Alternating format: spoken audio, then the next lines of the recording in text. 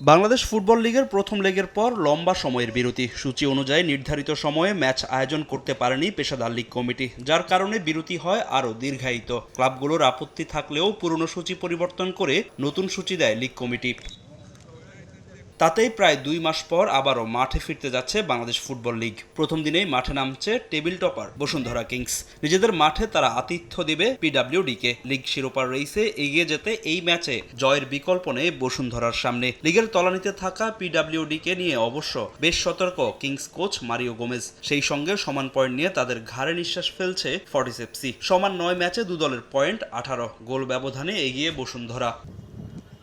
FIFA নিষেধাজ্ঞা থাকায় মধ্যবর্তী দল বদল কাজে লাগাতে পারেনি কিংস। তবুও শক্তিমত্তায় লিগে সব দলগুলোর চেয়ে এগিয়ে বসুন্ধরা। দারুণ ছন্দে আছেন ক্লাবটির বিদেশি ফুটবলার ডোরিয়ল্টন। চলতি মৌসুমে লিগে সর্বোচ্চ 9 গোল করেছেন এই ব্রাজিলিয়ান। ছন্দে আছেন বাকি 2 ফরওয়ার্ড ফয়সাল আহমেদ ফাহিম ও রাকিব হোসেন।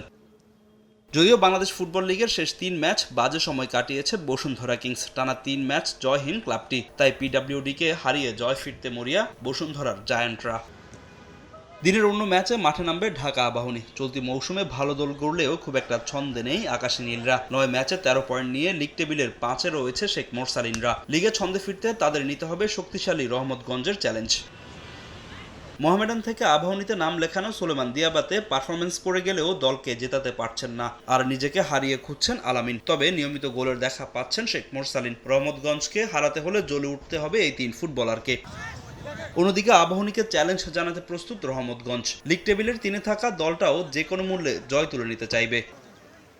ফাহিম ইসলাম, সময় সংবাদ।